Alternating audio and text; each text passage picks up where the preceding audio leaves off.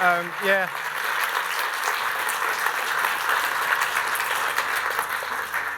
Hello, everyone. Thank you for having me here. I'm really sorry I couldn't be here for the whole time, but yesterday my sister got married, and the only reason I mention that is because what it means is I have the same hangover as you. It's a nice dark room, and I've cut out all the biochemistry from this talk. This is not what I'm going to talk about, but you're probably aware that over the last few days, the newspapers seem to have reverted to 2003. And in 2011, I made a radio program for Radio 4 called Science Betrayed, which was about, specifically about MMR, measles, and Andrew Wakefield. And in the course of making that, I had a 2-hour interview with Andrew Wakefield. I think it's, the BBC has kept it up, and it is live now. We are planning to update it this week in order to make it relevant to his latest nonsense. Sitting opposite this man is a very interesting experience. He's extremely charming. And in my unprofessional impression, has psychopathic tendencies. I mean that literally. Is that libelous? I instantly regret saying that.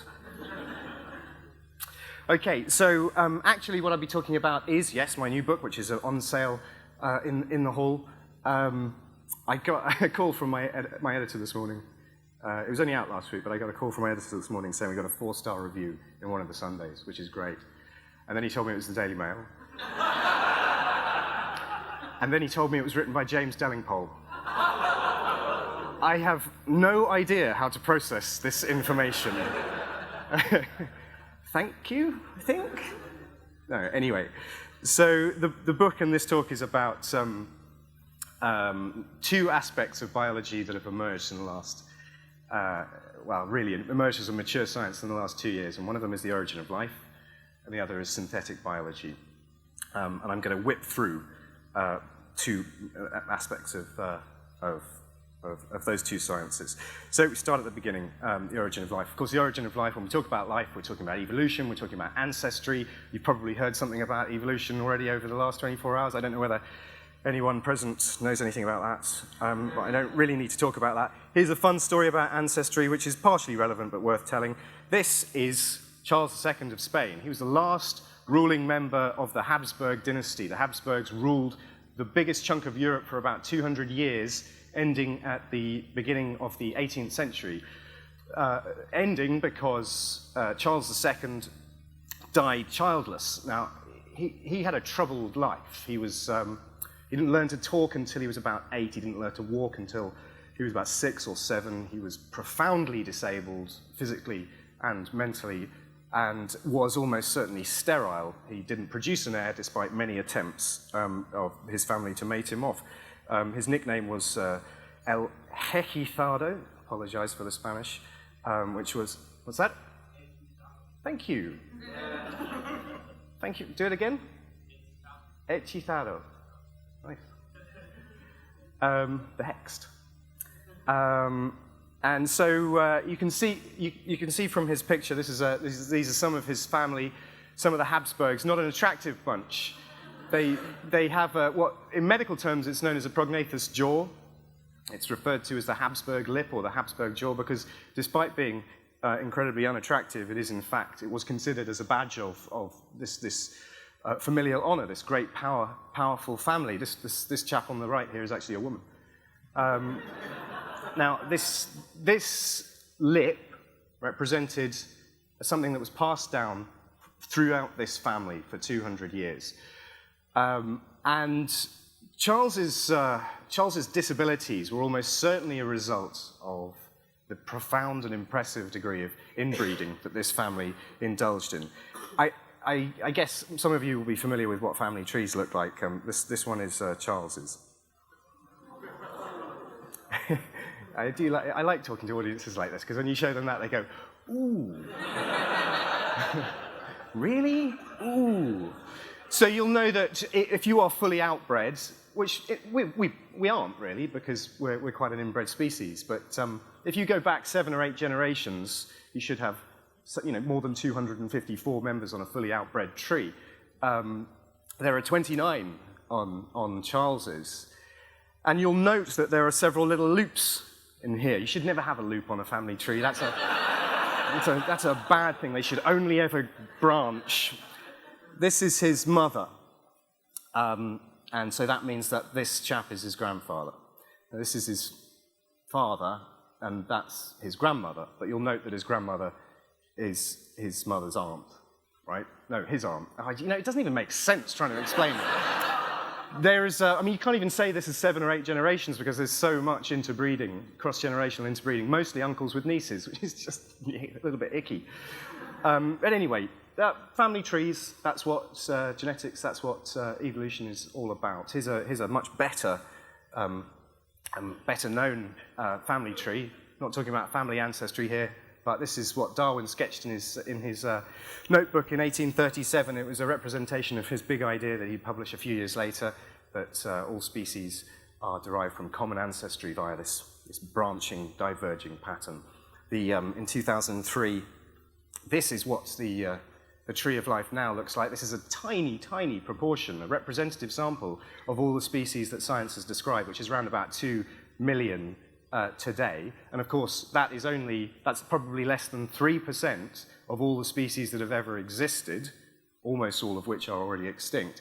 So the scale of this is that you can't really see that each one of these this sort of what looks like a frill on the edge of this circle, they're individual species. So for example, just in case you're wondering, that's where we are. Now, when you look at a tree like this, it is outbred, which means that you track backwards and you get pulled back to a point in the center. And that's when we start thinking about what the origin of life is. What is that thing that is at the center of this huge and impressive tree of life?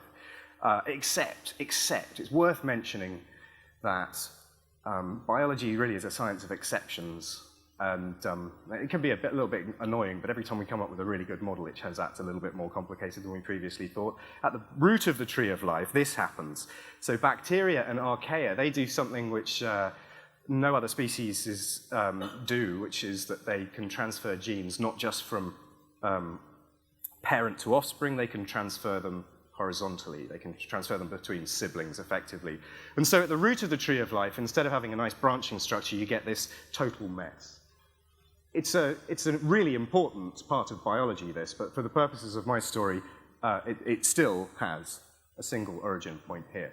Now, during the course of the next half an hour or so, I'm going to outline 3 grand theories of biology. I sometimes joke that physicists have been trying to come up with a grand unifying theory of everything for about 3,000 or 4,000 years.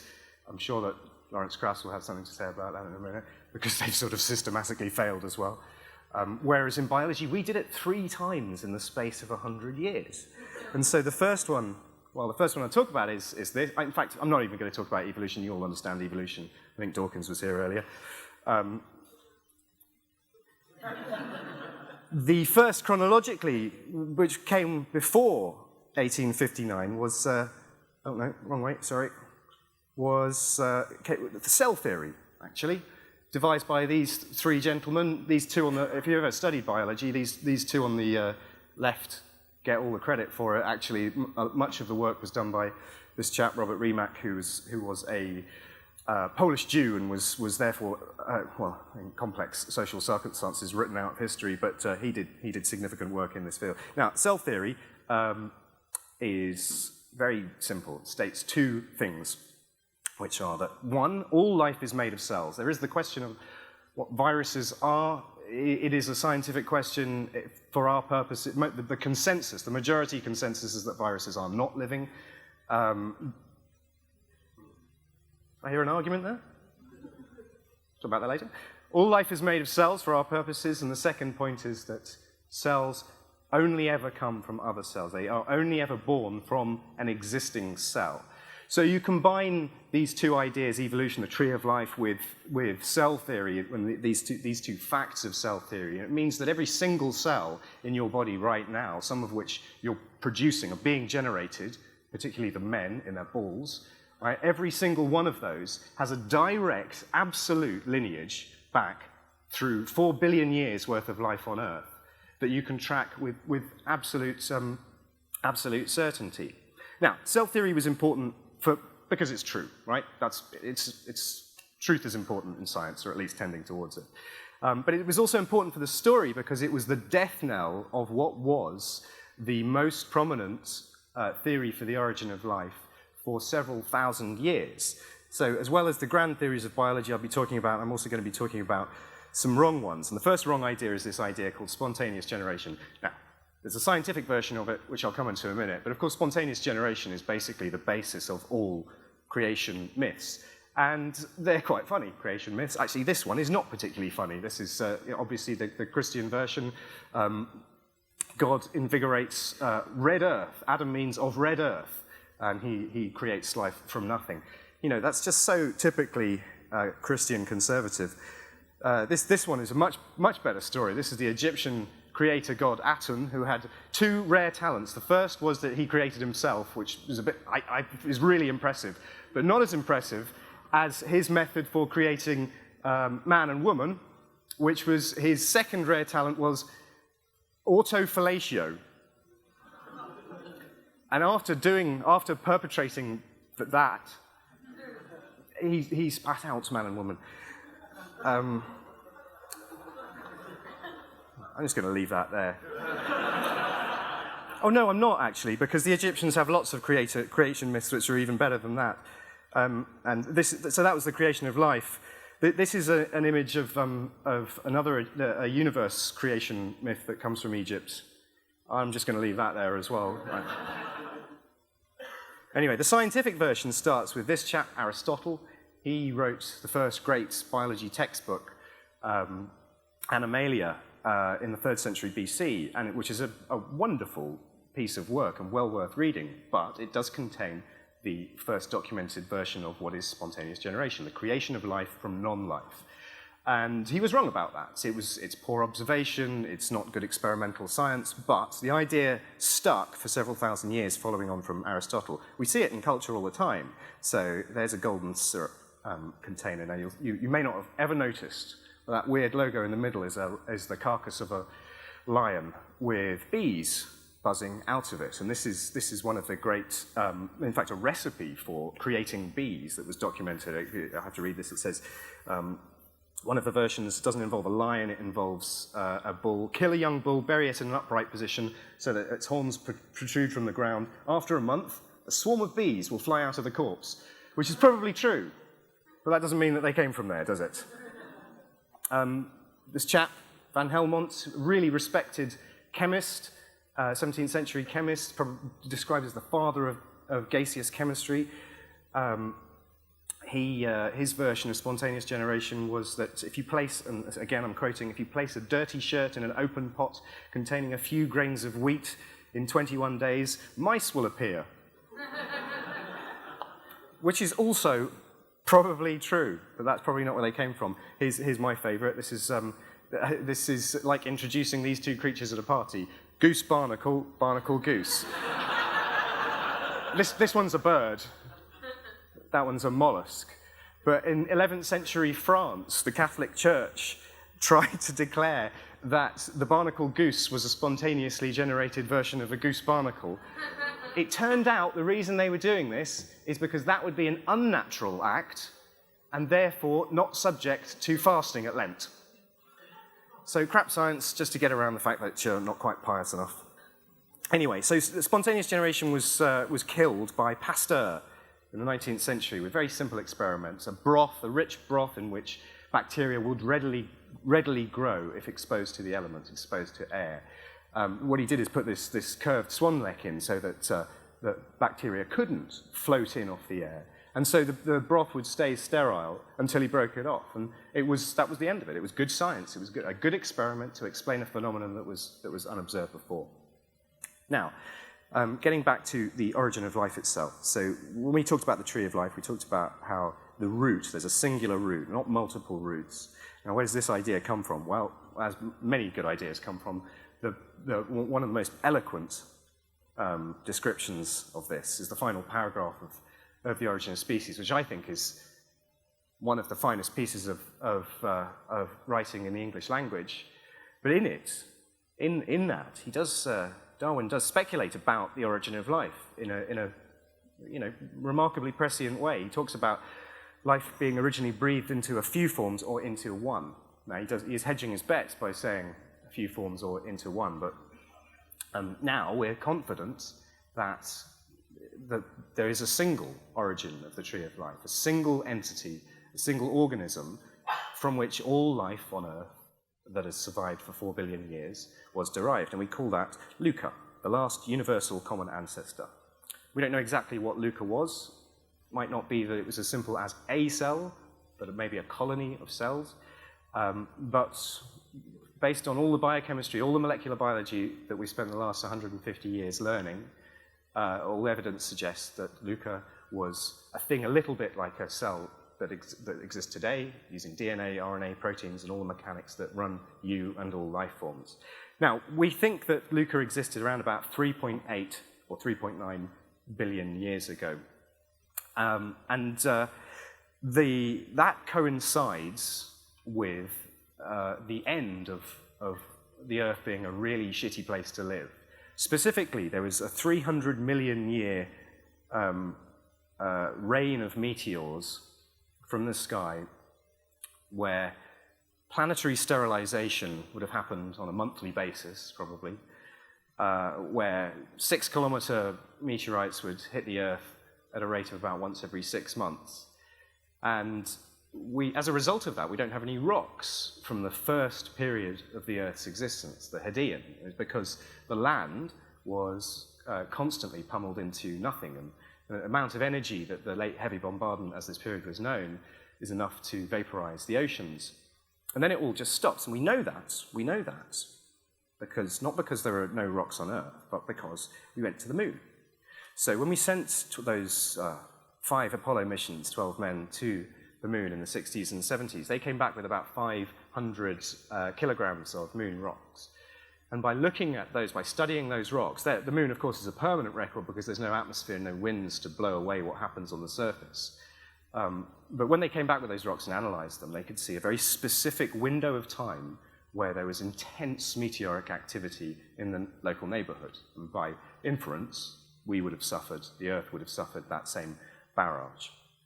So, while we're in space, I can come to the second wrong idea about the origin of life. Now, this is very popular and quite exciting, and it's very science fiction. Panspermia, the idea that life didn't originate on Earth, it originated somewhere else in the universe and arrived on Earth, either in some simple form on comets or meteorites. I just mentioned how much meteorite activity there was at this time, or indeed by some extraterrestrial intelligence. It's a lame-o idea because there's no evidence for it, and there is simply nothing to look for. Some physicists talk about the existence of the Shadow Biosphere. If we could detect another tree of life that wasn't based on the biology that we know and understand, that might be better evidence that life abounds in the universe. But as it is, we can categorically say for the time being that we don't think that it doesn't. So, it also doesn't answer the question of the origin of life at all. It just transposes it to another place. Why is it exciting? Because it's kind of sci-fi, and it appears in popular culture all the time. Most recently, in this traumatic event. I've been through several stages of sort of like dealing with mourning in watching the film Prometheus last year, the much unanticipated prequel to the Alien trilogy and the other Alien film. But that starts. This is the opening scene where this guy turns up in what looks like Iceland, drinks some goo, and dissolves his own body and falls into Iceland, and thus seeding his DNA on Earth. There are so many problems with this. And I don't normally get angry about science and films as long as the film is any good, but this film was so bad.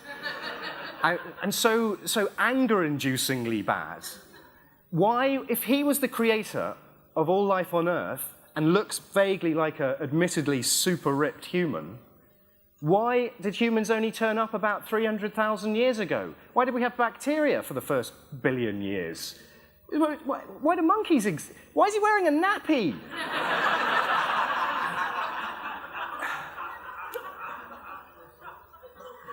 And they're making a fucking sequel to it as well.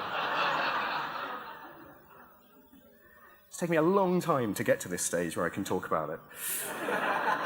And it's still not good. It's a weird thing. Sometimes when we, often in the press, when a discovery is made about, a publication comes out about matter on Earth coming from space, often it's reported in a really, really excitable way, but not in an excitable way because we're finding out something new. An excitable way because somehow it feels weird that stuff should be delivered from space to Earth. When that in itself is a weird concept, you can divide the universe into two places, the Earth and not the Earth. Now, this is how the Earth formed. This is an artist's impression. But the protoplanetary disk, which is the detritus left over from the sun's formation, that is what the Earth is made of. It's made of stuff from space. I've already talked about how much meteorites activity came from space to Earth. We are part of space. So when we discover that the origin of water on Earth might have been on comets, or might have been on the rocks, in the crenellations of the rocks in the protoplanetary disk, that's not really that surprising at all. Everything is made either on Earth or in space. It is interesting, though, that what we've discovered quite recently is that many of the biological molecules, the essential biology, is made in space. Now, that doesn't say that life exists in space, nor that life was made that panspermia can be true. This is a section through a meteorite that landed in Australia in 1969, the Murchison Meteorite. It was a very carbon-rich meteorite, and carbon's important for life, obviously. This team from Imperial in 2011 showed that the Murchison Meteorite contained uracil, which is one of the 4 letters of genetic code in RNA, DNA's cousin, which I'll talk about in a minute. Now, again, that doesn't mean that life exists in the universe. What it means is that the molecules that are essential for life can be created in non-biological scenarios. So this is really important biochemistry, in a sense, but it doesn't say that this is life. Okay, so the third wrong idea, and this is the one that some people find surprising. The third wrong idea is the one we refer to as primordial soup. It is the most prevalent. When you talk about the origin of life, which they do quite a lot these days, people often go, oh, some kind of primordial soup or primeval soup, which is basically the idea that if you get the ingredients right, and the right sort of temperature and the right sort of energy, like a bolt of lightning, then life will spontaneously emerge. Who came up with this first? Well, it was Darwin again. So this is his letter in 1871 to his friend Joseph Hooker. He talks about the ingredients. He talks about a warm little pond where it was heated and with the right sort of phosphoric acid and electricity, maybe invigorated from the sky, you would get ultimately the emergence of more complex molecules and then maybe life itself. In the 1920s, this was formalized by these two chaps independently. Alexander Oparin, who was a Russian communist, and JBS Haldane, who was a British communist. There's no point mentioning that, just a happy coincidence. JBS Haldane, one of the most important figures in biology ever, and a great founder of the modern synthesis, the fusion between Darwin's ideas and genetics in the 20th century. He is important in this story because he came up with the term primordial soup. In 1953, which was a bumper year for science, Stanley Miller conducted this experiment in which he tested this kind of idea, the idea of a primordial soup. And he put together a neat piece of glassware in Chicago and sealed with electricity sparking across these two bits there, and with ingredients that at the time we thought were present on the early Earth, and let it run. His supervisor, Harold Urey, said it could run for 6 months, and if they saw no results, then we'd shut it down. But actually, after only a few days, the liquid in the bottom started to go pink, and then subsequently it went brown. And when they took it out and analyzed it, they found that it had 5 amino acids. Now, amino acids are the things that proteins are made of. And proteins are the things that all biology is enacted by. All life is either made of or by proteins. So to see the spontaneous emergence of amino acids from a reaction like this was a great fillip to the idea that life would emerge if you got the ingredients right. The press went nuts for it, as they are wont to do, and some even reported that he had created life, which he hadn't. But it's a brilliant and iconic experiment. It shows, a little bit like the Murchison Meteorite, it shows that biological molecules can form spontaneously. There's a nice coda to this story, which is the samples from 1953 were analysed in 2010, and they found all of the 20 amino acids that all biology runs off. So we only use 20 amino acids, and all of them were in this mix. So he didn't create life, despite what Time magazine said. So the question that I'm sort of dodging for the time being is kind of fundamental. What is life? And it might surprise you to discover that we don't have a definition. There isn't a standard definition. Biologists have been arguing about it for a long time. Many people just ignore it. So at school, we learn this list. That's the version of the list that I learned. Mrs. Gren. So all life does these things: movement, reproduction, sensitivity, growth, and so on. It's less a definition of life. It's more a description of what life does. Let's focus on one of them. Second one down, reproduction, because this is an important one. And that brings us to the third ground theory of life, which is genetics, DNA. Francis Crick named the principle that underlies all biology, all genetics, the central dogma. Dogma, not being a word that we're that into in science, not since the Enlightenment. He was asked in the 70s why he called it the central dogma, and his answer was, I didn't know what dogma meant. Thanks, buddy. It's amazing how thick geniuses can be. And Crick was a genius. So the principle that underlies all genetics is that DNA, this code, this coded alphabet that we contain in all of our cells, encodes proteins, which enact all life. All life is made of or by proteins, via an intermediary molecule called RNA, which is like DNA, but it's a single strand rather than the beautiful double helix, which I'll show you in a minute. Now, one of the problems when talking about the origin of life is that this is a chicken and egg problem. DNA doesn't do anything apart from encode, right? DNA encodes proteins, and in order to convert the code in proteins, in order to decrypt it, to make the proteins, you need proteins, right? So it's impossible to break that circle. You can't get DNA directly from proteins, and you can't get reproduction without the proteins that are encoded in the DNA. So one of the ideas, one of the long-standing and useful ideas about the origin of genetics, not the origin of life itself, but the origin of genetics, comes from looking at the middle section, RNA. And so one of the long-standing ideas about the origin of life is referred to as RNA world, which is that the first molecules of inheritance, the first genes, if you will, were not DNA, but they were RNA. And the reason is because RNA can do both jobs sometimes. Mostly it doesn't, but there are certain forms of RNA which act as both code and as a functional molecule.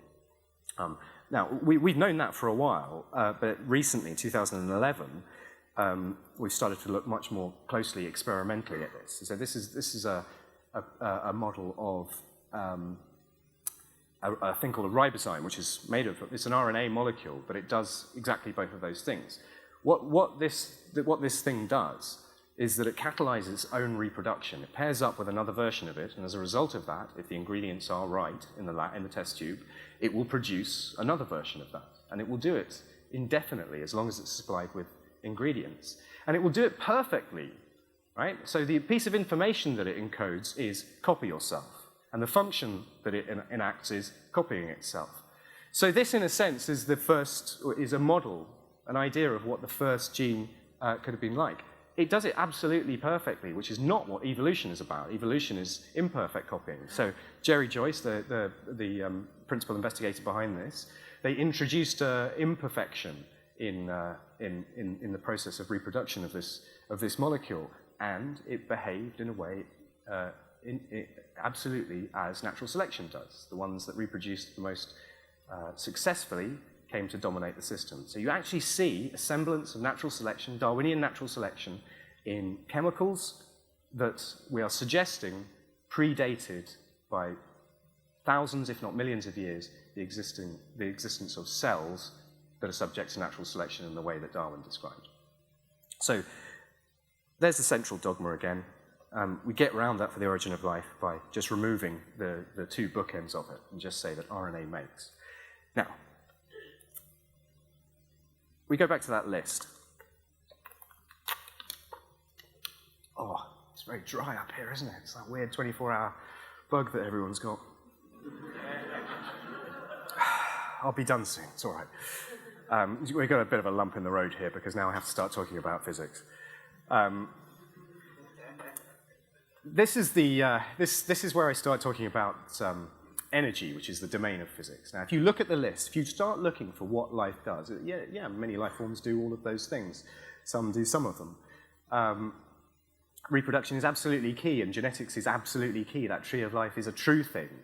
But if you're looking for something which underlies all of this biology, something more fundamental, it is that life extracts energy from its environment, and it does it in a way that requires biochemistry, which is incredibly similar across all organisms. It's to do with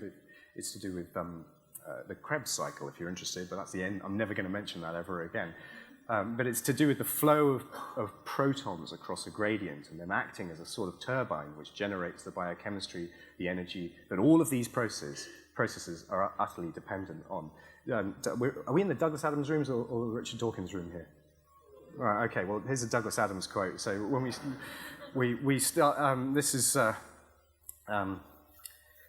doesn't make any sense at all, but I think that was the point of it. Life is paradoxically coincidental. It's the ironical tyranny applicable to the unparalleled definition of reverse entropy. So we all know about entropy, right? So entropy is the measure of the second law of thermodynamics, which is that energy will always flow downwards. Right? The universe is destined to be more chaotic and more energetically neutral. Ultimately, we will have heat death in the universe where all energy is balanced, right? But the one thing that life does over everything else is that it counteracts the flow of entropy. It doesn't reverse it. It doesn't fly in the face of the second law of thermodynamics because that is a universal law and therefore non-negotiable. But what it does is it slows it down. It slows down the process of decay. And I think that definitions sometimes hinder progress in science. But if you want one which is most fundamental and easy to understand, that life is the opposite of decay. For 4 billion years, there has been a continued slowing down of the process of increasing entropy through living cells. Your cells are ordered. Your lives are ordered states compared to the rest of the universe. When you die, you will become less ordered. Your energy contained within your cells will spread to the rest of the universe in accordance with the second law of thermodynamics. Now that's all sort of hand-wavy, Brian Cox pointing at the universe, flim-flam. No, it's not flim-flam at all. It's absolutely true. It's good science. But what we do in science best is not talk about stuff. We look at stuff. We make observations. And to look for an origin of life scenario that reflects this energetic basis of life also received a great fillip in 2000 when these deep-sea hydrothermal vents were discovered in the mid-Atlantic. Now, we've known about hydrothermal vents for a while, but this was a new type discovered in 2000, and they had a chemical makeup which suggested a really good model for looking at how you might have the spontaneous emergence of biochemistry that we see in all living cells, to do with the gases that bubble up from the crack in the ocean floor. And also they drive a chemical reaction in the rock, which creates a porous rock. So these vents are like sort of solid ceramic sponges, and they have tiny pores in them, which are about the same size as bacteria, a little bit like the holes that Robert Hooke drew when he was drawing cork in the 17th century, and came up with the word cell to describe them. And so we see the right sort of ingredients, but not in a primordial soup type way, in an energetic way. We see the flow of protons up from the bottom of the sea, in and around these tiny little pores in the rocks. And it's here that it fits a good model of what we're talking about in terms of life's ability to capture energy, right? So observation is one thing. It's not easy to observe these, but what we do better in science is we do experiments, okay? And these are experiments which have weirdly never happened before. This humble sort of Heath Robinson-looking contraption is on Gower Street in the Darwin building, appropriately enough, by Nick Lane, who many of you will have read his brilliant book, Life Ascending, on these types of ideas. But it's an experiment to question whether those deep-sea hydrothermal vents are a good model for the origin of metabolism, of energy capture. What's missing from this picture, because I took this before the experiment started running, is he's got this block of very carefully designed ceramic with pores in it. And hot water comes in at the bottom, gases and bubble in and around the side, and it is the constant movement of energy through this system from which we think we might see the beginnings of biochemistry. Now, that's where it's at the moment. The experiment's running. I'm not giving you any answers here. This is the best model that we have, and what we do with models and what we do in science is we test them. But what's fantastic about this, and why now is the best time to be talking about the origin of life, is because we've moved away from needing creation myths. We've moved a long way from even scientific creation myths like spontaneous generation, and we're now at a stage where we can really test this stuff. We can test this stuff with experiments, which is what we do in science. Now, that's the first part. Christ, I've got about 10 minutes to get through the whole of the future of life. I'm going to do this quickly. Right, future of life. Refer back to grand theory number 3, DNA and genetics. Next week is the 60th anniversary of the publication of the double helix. Not really celebrating it that much because we went so crazy for it on the 50th anniversary. But you know the story. James Watson and Francis Crick acquired the data of Rosalind Franklin and Raymond Gosling.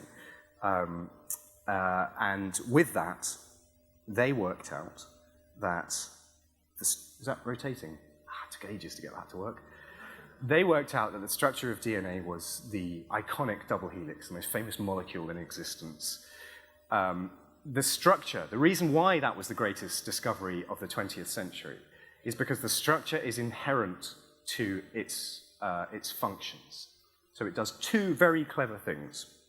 The first is that it contains all the information it needs to reproduce itself. So remember the second thing, that very important thing that genetics does, which is inheritance, heritability. What DNA does is that because there are two strands, it has these rungs in the middle of the double helix, which are called bases, and there are 4 of them, A, T, C, and G, and they pair up in a very specific way. A only ever pairs with T, and C only ever pairs with G. So what that means is, if you split the double helix in half, on both strands you have all of the information to replace the missing strand. Okay, so you start with a double helix, you split it in 2, and it replaces both, and you have 2. So every time your cells divide, all of your DNA, your genome, is reproduced in exactly this way. This is what it actually looks like. Well, this is a computer simulation, and if you do have a hangover, this is kind of the moment where you just go like this. Oh. So the double helix is coming into this protein structure in the middle here, where it's split in 2, like unwinding a cable tie. And one strand goes off in this direction, where it meets another protein complex there, and the missing strand is replaced. The same thing happens down here, and so you get a double helix coming out from here, and from here, from one. From one molecule, you get 2. That is happening in your cells at a rate of about 3,000 bases per minute. Some bacteria can do it at a rate of 30,000 bases per minute. That is reproduction. That has been going on now for 4 billion years, which is pretty cool. The second amazing talent of DNA is that it contains a code. These 2 chaps were the first to break the code. The code is that DNA contains information which gets translated into amino acids, and amino acids make up proteins, as I mentioned. That's basically how it works. The letters are broken up into 3s called codons. Each codon encodes one specific amino acid. So we get back to our central dogma. Now, there's your background basic biology lesson. There's the tree of life again. The great thing about the tree of life is that process, the way DNA reproduces, the way the code works, is universal on everything on that tree of life and every organism that's ever existed since Luca. What that means is, with the advent of certain types of molecular biology in the 1970s, that we started to be able to swap bits of DNA between species, that we could actually do a form of breeding. So we've been breeding for 10,000 years via farming, but it was limited to creatures that could have sex with each other. And with the advent of molecular biology, genetic modification, we invented and discovered the ability to take bits of DNA from one species and put them into another species that have been separated by potentially billions of years of evolutionary divergence. It's sort of an extreme form of artificial selection. Artificial selection is what Darwin talks about in the first chapter of The Origin of Species, which I know you've all read. He talks mostly about pigeons, because in order to show that species were not immutable, right, that they weren't fixed, they weren't created as is, he looked at pigeon fanciers, who were people that still exist today, who over thousands of generations and hundreds of years had bred pigeons for competition to be ridiculous. So this is a pouter, and it's ridiculous. But there's pouters and trumpeters and all sorts of crazy birds that enter competitions. But the pigeon fanciers thought they were all individual species, but Darwin showed through meticulous analysis of their skeletons that they were all the same species, but had been bred over many generations to be different. Okay? So it's breeding. What we're talking about is breeding, but doing it now, instead of through generational sex, we're talking about doing it at a molecular level. This is by no means advanced technology these days, but it's a graphic example. This is Freckles, who is a goat, obviously, and Freckles has been genetically engineered to produce spider silk in her milk. So the gene from the orb weaver spider is placed very carefully next to the genes that encode lactation, so as not to disrupt either process. And so when she produces milk, it is full of the proteins that spider silk is made from. Now, I've milked Freckles, and we process the milk. It takes about an hour to remove the fats, and then you can literally lift out a thread of spider silk from that. Why would you want to do that? Well, because it's awesome.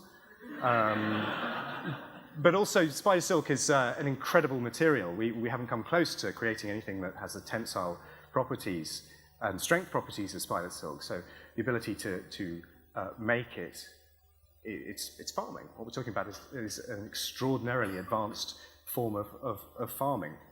It's terribly vain to put a picture of oneself in one's own talk, but I do this for a specific reason.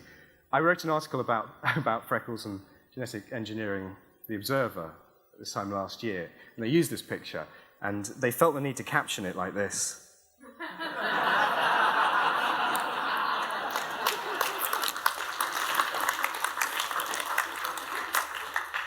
Yeah, thanks.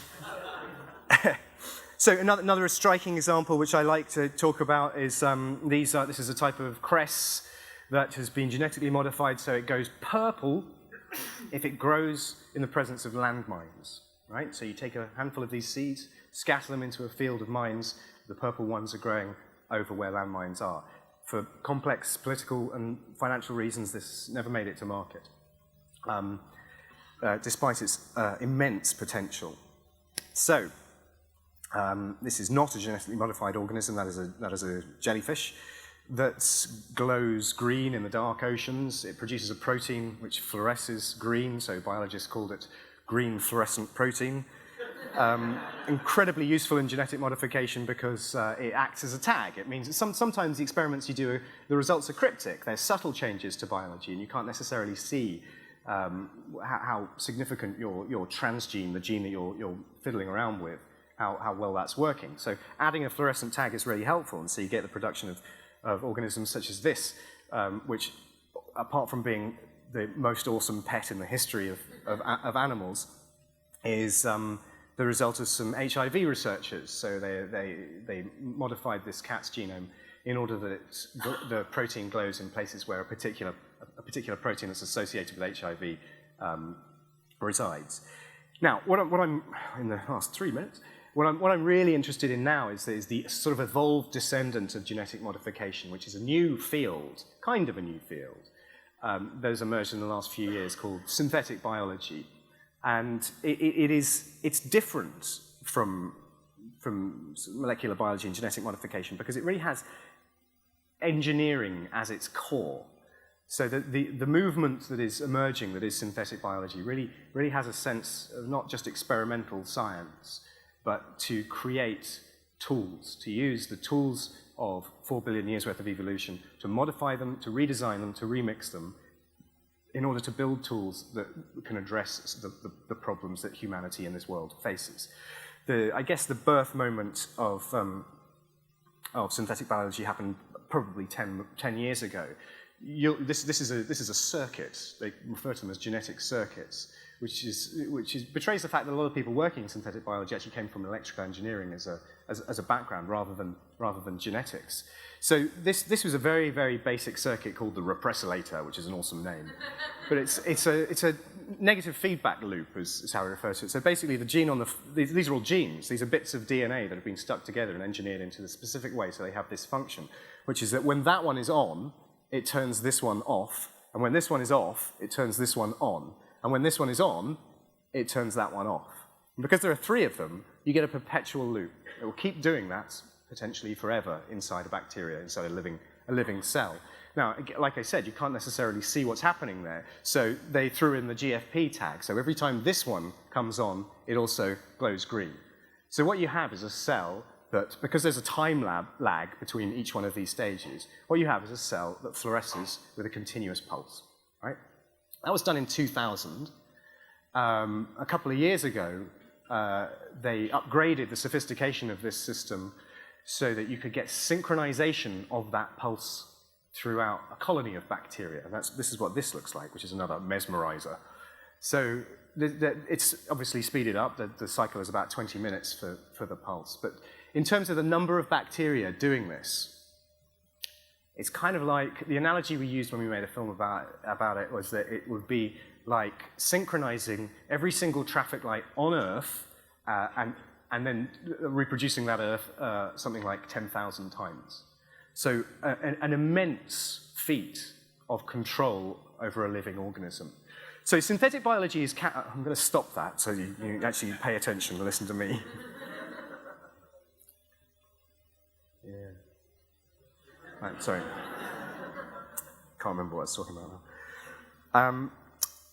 Another reason why synthetic biology is categorically different from genetic engineering is that a problem was identified in genetic modification, which is that it's a skillful business. That one had to reinvent, often in labs, every time you wanted to do a specific piece of genetic engineering.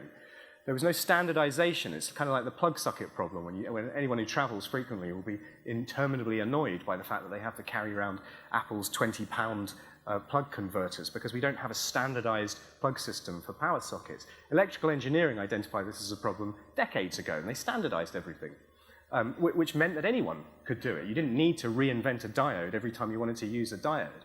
So the Biobricks Foundation formed in 2004 with the attempt to do that for biology, to take these units of DNA, which are tools, either bits of genes like GFP or bits of regulators of genes that turn them on and off, and standardize them so they could be commodified, right? So that anyone could stick them together. And so they run a repository based out of Stanford, which currently contains about 10,000 parts, all of which are bits of DNA, which you can, students can get and stick together to make genetic engineered circuits. Last time when I was doing research was 10 years ago, and the stuff they're doing now in their summer holidays is a whole PhD project, so the entry level has dropped right down. This is a published paper in Science, 2011. I show it not so you understand it, because it's complex, but to show that these are the tools that are made by the Biobricks Foundation that are contained within that repository. And you can see how it's gone from that simple pulsating circuit to this.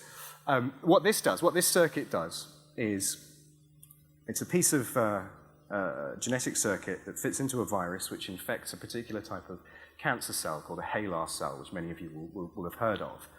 And what it does is it infects that cell, and then it effectively asks 5 molecular questions to identify whether the cell is a cancerous cell or not.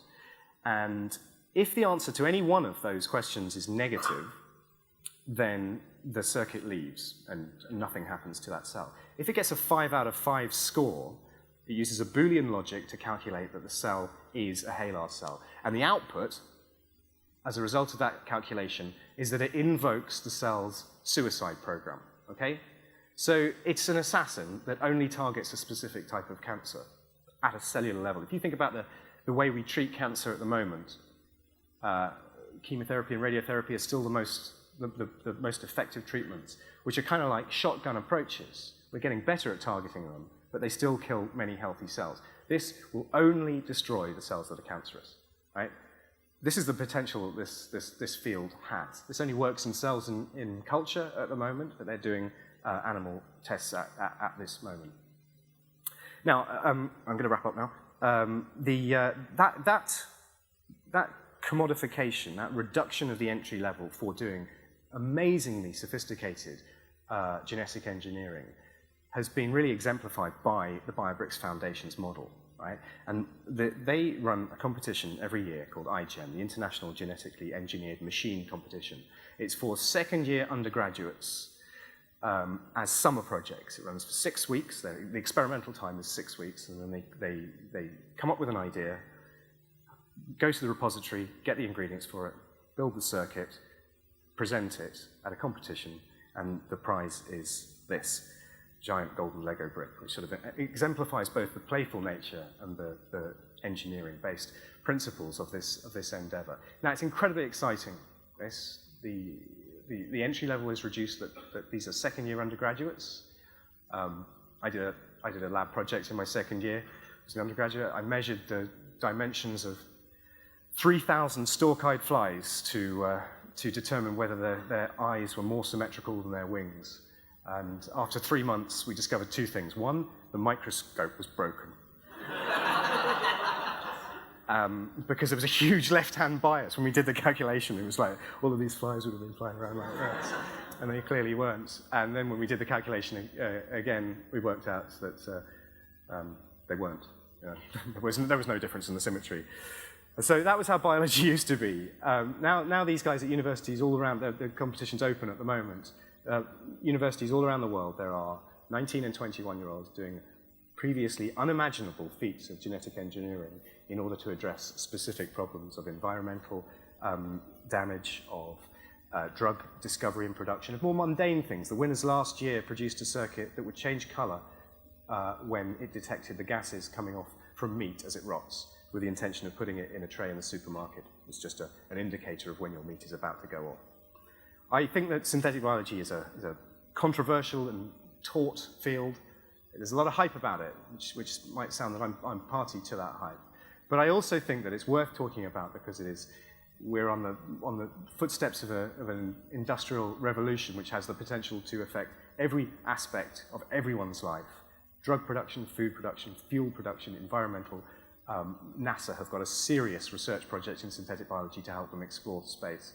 And I'm going to end there, but I'm going to end with another Douglas Adams quote, because this is how I feel about things, about the origin of life and about what we can do with it, with this newfound knowledge. The idea that such complexity can arise not only from such simplicity, but probably absolutely out of nothing, is the most fabulously extraordinary idea. And that we have the opportunity to spend 70 or 80 years of your life in this universe, well, I think that is time well spent too. Thank you very much.